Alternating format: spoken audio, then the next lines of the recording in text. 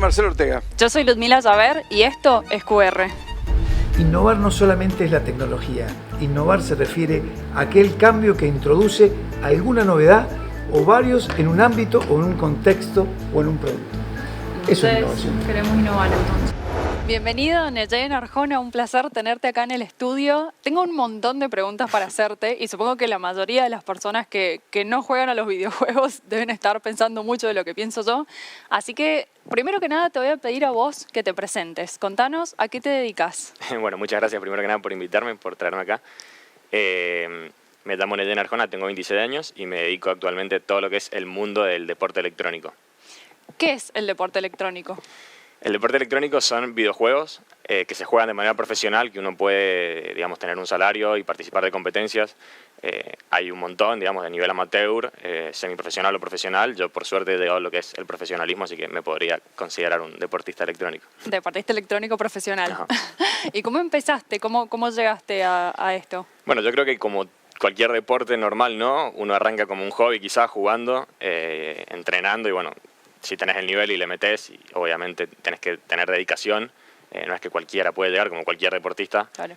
Bueno, metiéndole en un videojuego, dio la casualidad que siempre estaba en el ranking alto, cada juego tiene su ranking y yo siempre estaba ahí, me manejaba en el top. Entonces cuando yo vi que tenía nivel y que dije, che, soy bueno, empecé a investigar un poco más, a buscar por ahí en Twitter, qué sé yo, competencias y bueno, ahí arranqué a tratar de competir y ahí fui creciendo. ¿Y con qué juego empezaste?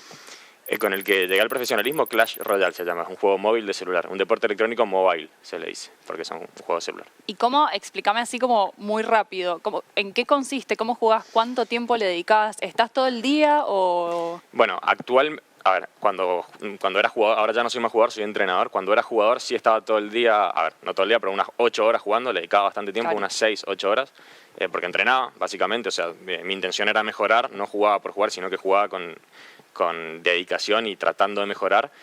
Y más o menos yo te diría eso, jugaba unas 6, 8 horas. El juego, cada partida dura entre 3 y 5 minutos como máximo. Simplemente tiras unas cartas en el mapa y esas cartas son tropas que van y tienen que romper la estructura del rival. Y el primero que la rompe o que se acaba el tiempo y hizo más daño, gana. ¡Ganó JP! ¡Ganó JP! ¡Ganó JP! Silviana Bórmida, arquitecta.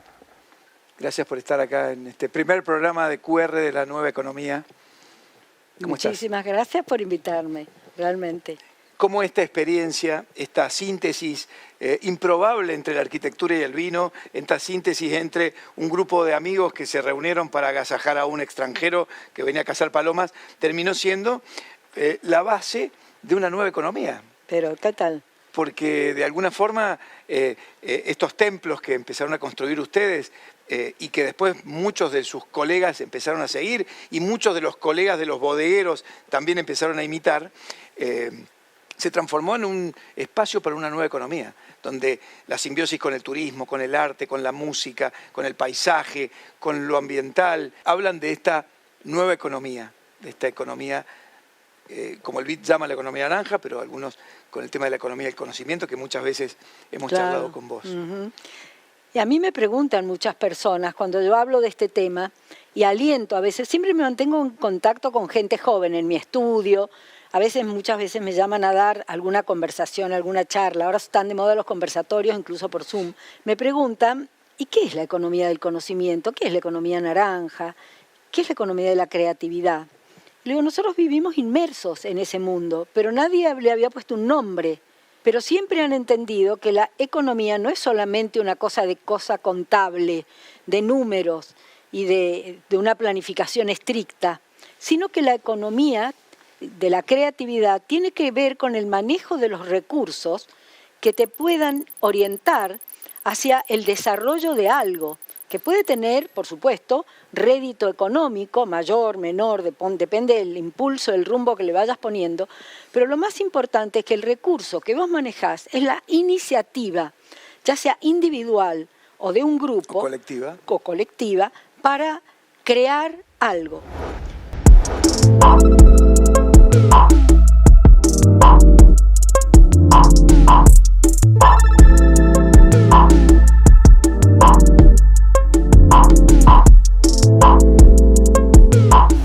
Nosotros en este programa que es QR Nueva Economía también preguntamos ¿Con esto se llena la heladera? No, creo que no. Creo que recién empezamos. Nos moviliza mucho hacer nuevos proyectos y nos moviliza muchísimo hacer nuevos equipos. Esa pregunta que me hiciste, bueno, la hicimos la semana pasada en una charla oscura en este espacio, un poco más sucio, y por unanimidad creo que la respuesta fue no. Recién empezamos. Bien, pero este proyecto tiende a lo que llamamos el Excel de la nueva economía, que tiene que hacer que estos proyectos sean sustentables, Sí. que den rentabilidad, que generen empleo. Ustedes tienen una gran cantidad de empleados también que todos los días vienen y laburan en sus proyectos. Hay algo... Y eso es muy importante, ¿no? Cómo se genera trabajo. Yo creo que hay un rol muy importante en las nuevas economías de sentirnos parte, que somos el agente de cambio, que somos las personas que tenemos que tomar un rol y no siempre depender o exigir políticas públicas, o tal vez sí exigir políticas públicas, pero que vengan de la mano de las propias métricas que nosotros construimos. ¿Y cómo las construimos? A partir de la innovación, a partir de la medición, a partir de la organización.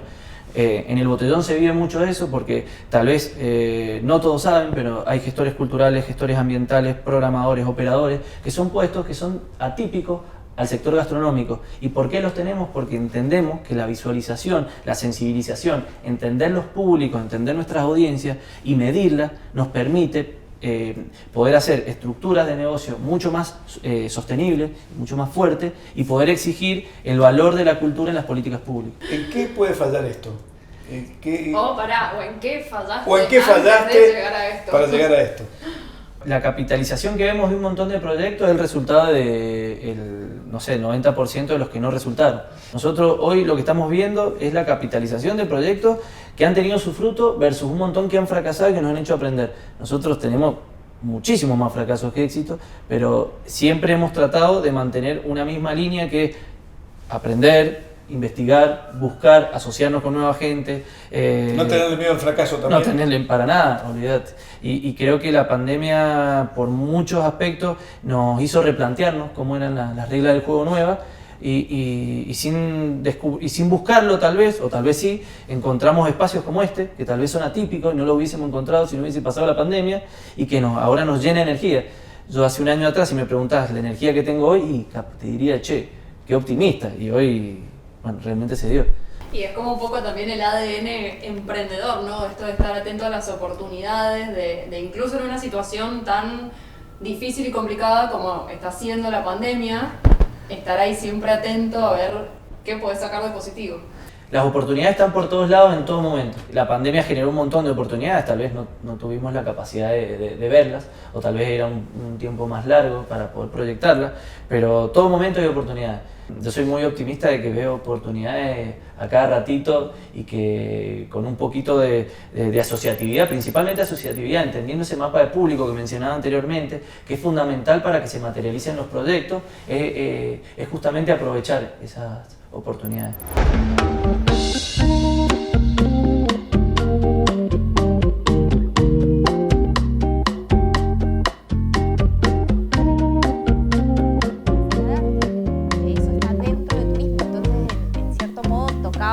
Un tema que era como de las dos. Pero no, para mí fue espectacular trabajar con mi abuela. Aparte, ella lo disfrutaba mucho. Y después mis hermanos, yo no tanto. O sea, yo me acuerdo de mi abuelo acá todo, pero por ahí mi abuelo estaba metido en el viñedo. Miguel, por ejemplo, plantó los primeros olivos con mi abuelo. Si mi abuela tenía 94 y hasta que empezó la pandemia venía a trabajar todos los días. Qué genial. Sí. ¿Y sentís que ellos ya tenían como ese gen innovador? O... Sí. O sea, vos pensás que la bodega nace de mi abuelo era ingeniero civil. Él no tenía nada que ver con el mundo del vino, pero para vender este sistema de riego tuvo que probarlo en un viñedo, porque Mendoza es eso. Entonces, o sea, es como que naturalmente todo nace de la innovación, como el ADN de la familia, la innovación. Sí, eso te iba a decir, Sí. porque son todos, o sea, todos además tienen como perfiles fuertes en el buen sentido. Sí. Pero ¿cómo es también trabajar con eso? Porque por ahí cuando son todas personalidades tan... Y lo bueno es que tuvimos la suerte de que cada uno encontró su lugar dentro de la empresa. Entonces, de algún modo, en el día a día tenemos mucha autonomía y poder de decisión y trabajamos con nuestros equipos. Y mi papá en eso fue como nos ha dado mucha libertad, que creo que tiene que ver con este espíritu de innovación. O sea, porque muchas veces las empresas familiares es el mandato familiar. Tenés que hacer las cosas como las hacía tu abuelo, tu abuela y la siguiente generación. Y en eso creo que mi papá ha sido como muy inteligente, porque nos ha dado mucha libertad de cada uno en su actividad y con el ADN de la familia innovar y crear cosas nuevas. Dicen que las terceras generaciones o refundan o refunden. Creo que nosotros la estamos refundando a nuestra manera y eso es lo lindo, ese es el desafío. También para la tercera generación a veces es pesado decir, bueno, vengo con esta herencia y tengo que seguir haciendo las cosas como se supone o como se hacían. Creo que también para nosotros es súper gratificante decir, bueno, puedo ponerle mi impronta. Sí, un poco hablamos de eso, como innovar es justamente mejorar algo que ya existe. Claro, el tema es cómo haces cuando lo que existe ya está buenísimo, ya está bien armado y funciona y tiene éxito. Y recién, Juli, mencionaste algo que me pareció importante, el tema de equivocarse, el miedo a equivocarse. Sí. ¿Sentís ese miedo a equivocarte? ¿Te has equivocado alguna vez? Sí, seguro, me he equivocado 1000 veces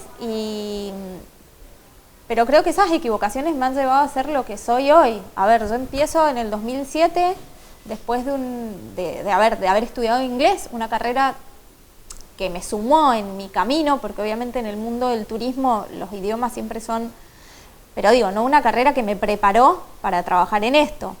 Más allá de que la empresa familiar siempre ha sido como nuestra vida, entonces es como que fue entrar a un lugar donde yo crecí, no es que entré a un lugar desconocido a trabajar.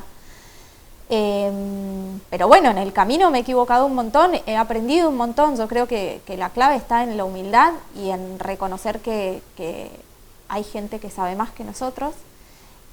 A mí me tocó entrar en un equipo que ya estaba formado y yo siempre entendí que la gente que me rodeaba sabía más que yo y que yo tenía que aprender de ellos y mostrar que yo no sabía. Creo que ahí está la clave. A ver, cuando no sabemos, no sabemos. Es toda una evolución y creo que tengo un montón para adelante por aprender, pero hoy, después de 13 años, 14 años trabajando en turismo, digo, bueno, ya hay cosas que tienen verdaderamente mi impronta marcada y bueno, y eso es resultado también de todas esas equivocaciones y errores que te llevan a aprender y no volver a cometerlos. Es así.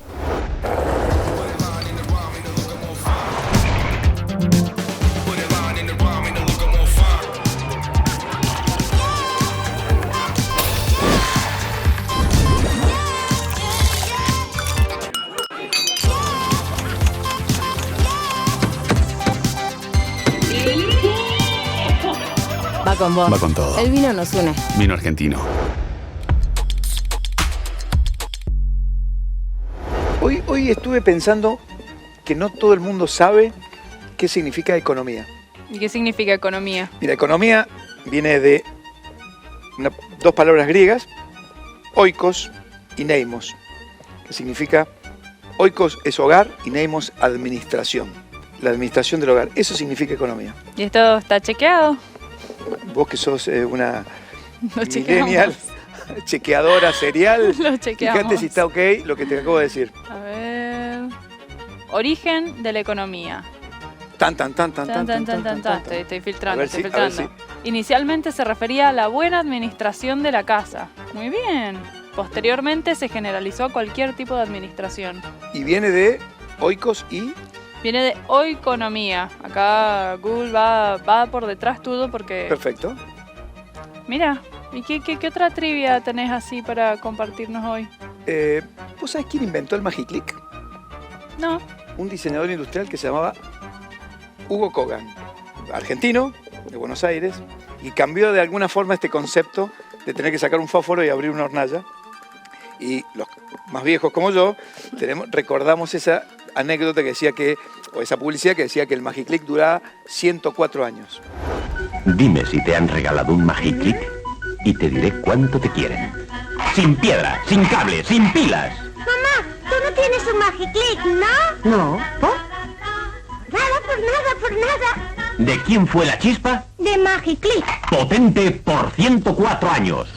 ¿Y qué otros inventos argentinos hay? Bueno, desde el BKF, nosotros en los primeros programas tuvimos el sillón BKF, que significa BKF por los 3 diseñadores que hicieron este sillón, que es Bonet, Cushman y Ferrari Hardoy. En 1938 fue el primer diseño argentino y que luego de varias situaciones donde no lo patentaron, los italianos terminaron tomando ese diseño, haciendo el sillón Farfalla, y después, en los 60, hubo una revalorización de este BKF, primer diseño argentino. Y como estamos con el diseño, volvamos a esto de Hugo Kogan. ¿Qué dice? Hugo Kogan, sí, efectivamente la publicidad dice que dura 104 Obviamente. años. Hay que chequearlo, pero bueno, Hugo Kogan sigue vivo, diseñador industrial argentino. Y sí, el Magiclick, acá todas las notas que me muestra Google son el Magiclick, el Magiclick, el Magiclick. Qué loco pensar algo tan cotidiano que uno ni se pregunta de dónde vienen. Bueno, de eso es lo que venimos a lo largo de todos estos programas tratando de generar la idea de visibilizar este sector, de transformar el lugar, de hacer que, como decimos, que la creatividad sean conexiones improbables en un contexto de incertidumbre. Entonces, de eso se trata la creatividad, de eso se trata también el manejo de la economía, el manejo de la administración y el manejo de nuevos espacios para crear valor, desarrollo, riqueza y de empleo. Hoy estamos con Alejandro Vigil de Catena Zapata y el Enemigo Wines, que nos va a contar sobre Universo Vigil. En primer lugar, yo siempre me defino como agricultor, entonces todo lo que tiene que ver con la cadena general de cualquier agricultura termina en gastronomía, termina en turismo, termina en producción de alimentos, en producción de bebidas, digo, en final está todo vinculado. Así que fue el propio desarrollo de la carrera, ¿no? del concepto inicial. Se desarrolla solo, es una evolución. Ale, más temprano en el programa estábamos hablando de la regla de las 10.000 horas que propone un periodista inglés, Malcolm Gladwell, que dice que para volverte un experto en cualquier habilidad tenés que practicarla 10.000 horas. ¿Cuántas horas sentís vos que le has dedicado a crear esto? Y como 100.000 horas. ¿Te consideras experto? Para mí, no. Es que yo creo que ahí podés tener conocimiento de algunas cosas, pero no sos experto nunca. Aparte hay si lo climático va cambiando, imagínense un aspecto que tiene que ver sobre todo con la cultura y con el cambio evolutivo generacional. Entonces es un aprendizaje permanente. A mí me encanta también esta tarea porque tiene esa adrenalina y eso del movimiento permanente que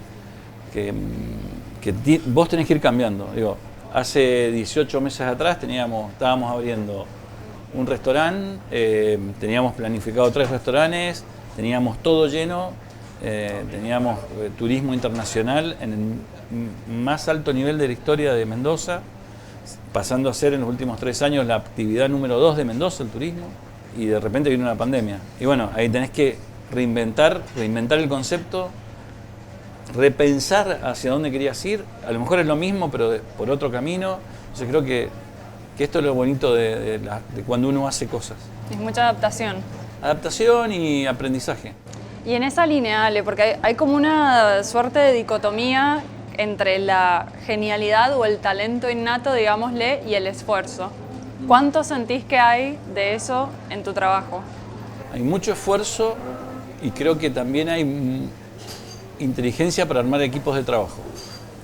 Creo que ahí hay una cosa que es como fundamental, que es entender que los equipos de trabajo, para trabajos que son más bien mecánicos, donde la creatividad se ve en algunos instantes, pero acá lo importante es que vos tengas parámetros de calidad y no te muevas de ahí. Funcionan muy bien los equipos de trabajo y tienen que ser liderados y vos tenés que estar dispuesto a entender que vas a trabajar con gente que es más brillante que lo que vos pensás que sos. Entonces, cuando vos tenés gente que realmente es brillante y acompaña en un equipo de trabajo, las cosas suceden. Así que creo que es un poco de todo. También está el factor suerte que no hay que nunca dejarlo de lado. El momento justo, en el horario justo, digo, en el lugar justo, todas esas situaciones son reales para mí. Por supuesto que con el esfuerzo tenés muchas más posibilidades de estar justo en ese momento, en ese lugar. Sí, que la suerte te agarre trabajando. Eso. Ale, ¿cómo es tu proceso creativo? ¿En qué momento te surgen las ideas? No, es casi todo el tiempo. Yo sí, intento no llevar todo a papel, pero hay grandes cosas que sí, creo que en cualquier momento puede pasar. Lo interesante creo que para todos nosotros es que tenemos que entender que pasamos mucho tiempo con nosotros mismos y empezar a escucharnos y entender qué nos pasa y de ahí sacar conclusiones sobre por qué estás actuando de tal forma y mirar las cosas, no pasar, sino mirarlas, observarlas, hacen que nazcan siempre ideas y posibilidades y a mí me encanta, digo, esa situación. Uno anda mucho en el auto, por ejemplo, que es mecánico. Son momentos muy interesantes para encontrarse. A partir de ahí vos podés construir, pero uno tiene que escucharse, digo, ¿no? Y tiene que mirar.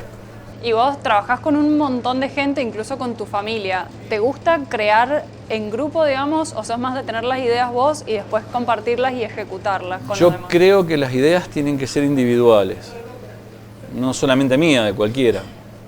Pienso que los equipos de trabajo funcionan para cosas que ya tenés armadas. No creo que funcionen para los brainstorming, esos famosos. Creo que eso hace que podamos mediocrizar. Digo, las espinas molestan, ¿no? Pero son espinas al fin y existen. Si estuvieran todas juntas no te dolerían. Bueno, es individual esto. Me parece que la creatividad en grupo, de hecho, no existe. Siempre va a tender a mediocrizar el concepto, porque las cosas distintas son toma de riesgo, y la toma de riesgo y el romper paradigmas no se hacen en equipo, es imposible. Entonces creo que eso hay que entenderlo. Los equipos de trabajo funcionan para llevar adelante una idea. Las ideas nacen de personas y generalmente individuales.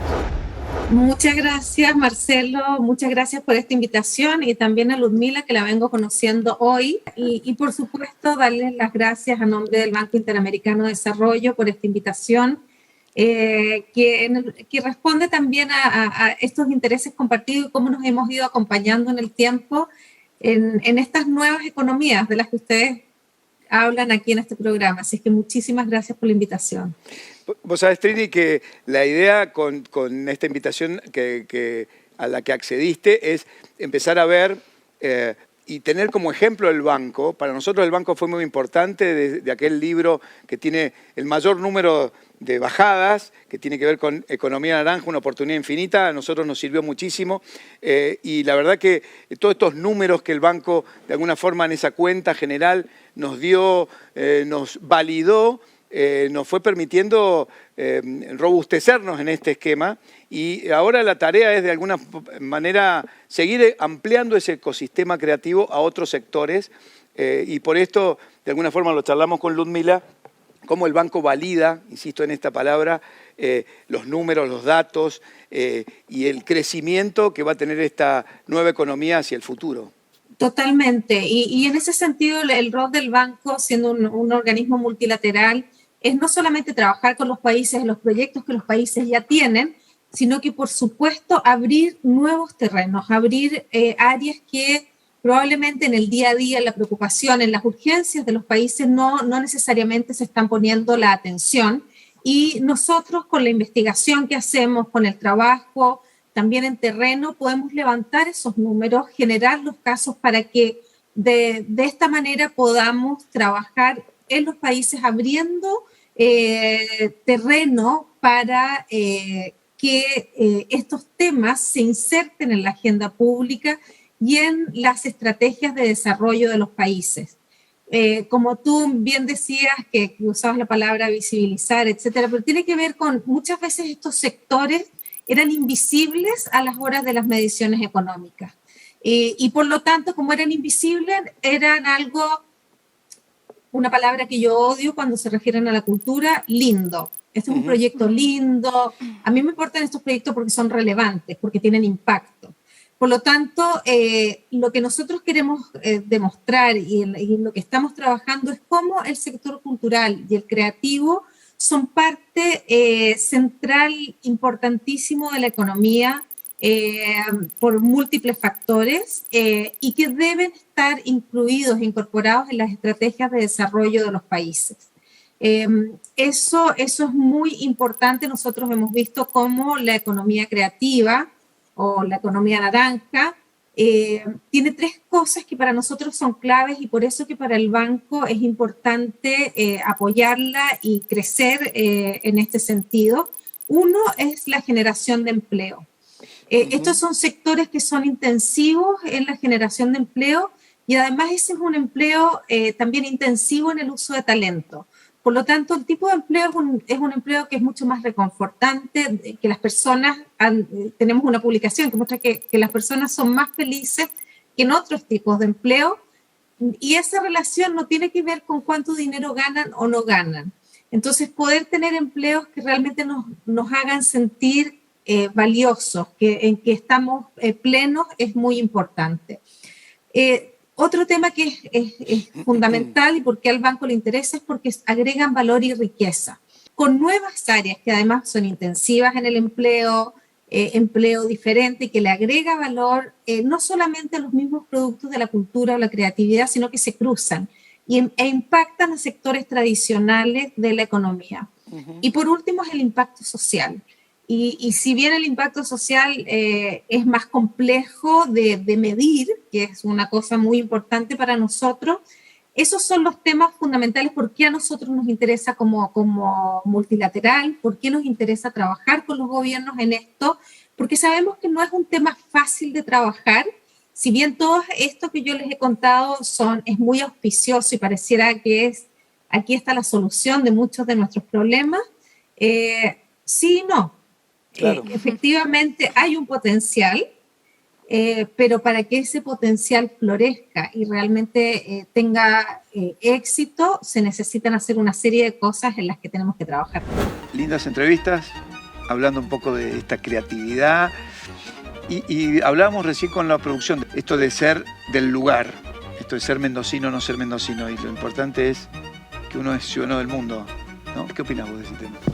Y sobre todo creo que hoy con todas las ventajas que nos da la tecnología, realmente limitarse a Mendoza o a un lugar en realidad, no es un tema con Mendoza, limitarse a un solo lugar es también privarse de conocer, de descubrir un montón de talentos, de innovaciones, de formas nuevas de pensar.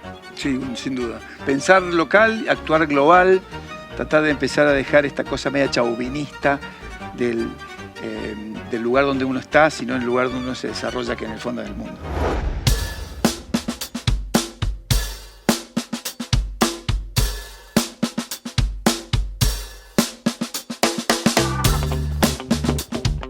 Premio Revelación, premios Aconcagua, Ludmila Saber. Fuerte aplauso para Ludmila Saber, que se lleva el premio Aconcagua Revelación. Pero ¿por qué le hemos otorgado este premio, Fernanda y equipo? Ahí quieren decir unas palabras. Ludmila representa los nuevos medios, representa las redes sociales y bueno, pisando fuerte en la tele, en Instagram, en Twitter y bueno, el CEO, internet y todo el nuevo periodismo que bueno, se merece un aplauso. Fuerte aplauso para Ludmila. Ahora entiendo la insistencia de mi equipo para que viniera a la entrega, menos mal que me arreglé. Así que agradezco enormemente el premio, es una gran motivación. Gracias a las chicas que me han acompañado y bueno, nos seguiremos viendo.